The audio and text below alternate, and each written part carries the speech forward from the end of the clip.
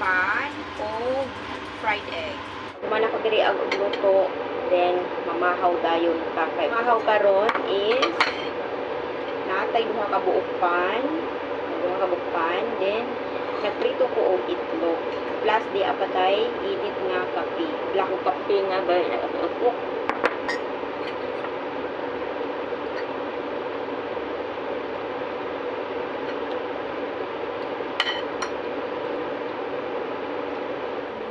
Indoor plant nga gipatong sa speaker kay unyag masabot matagak mabuak agoy makasata anog kanato na yung ilang gisakan.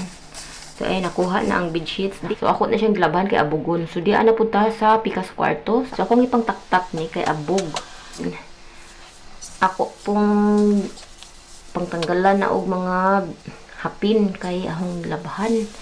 Kay aron ato na siyang mailisdan. Pag human na to og limpyo o pag human na to ana panguha maglimpyo na putaan na matrapuhan ang kuan ilang kwarto. So ayan na nga kuha na ang labahan usa nato niya ato sa ipatuyo kaning makina.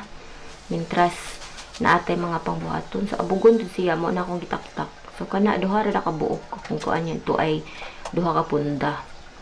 So ayan ato usang labahan dali ra man dinaa ka 30 minutes lang then mahuman na.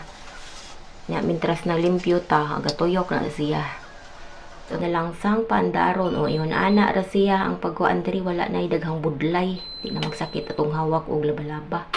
So 30 minutes na siya tuyokon di mahuman na mutingog na siya pag mahuman na ang 30 minutes. So everyone mayong hapon yan sa sayo ko dito market palit ko isda daghan ako palit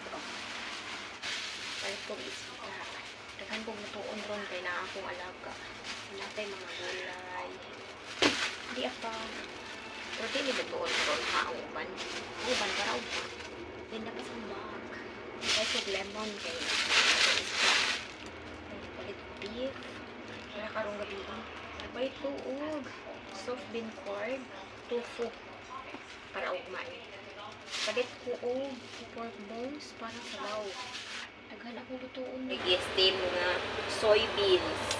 Kumuk-kumuk naman. Yan, grabe akong simot. Ay, grabing inita. Then, di apod, nag-upak po ko ay nagpanig po ko. Soybeans siya po ni, pero dili siya guwang. Ako ni siyang lutoon karong gabi para dinner. Bisi kayong life, no? Then, di apod tayo. Butter cheese nut. Ako pa lang gihumol din ha, kay lapukon pa man. Para mga tanggal ng lapok. Ano pa ko daghan nga, mga kuano nun nga gulay. Na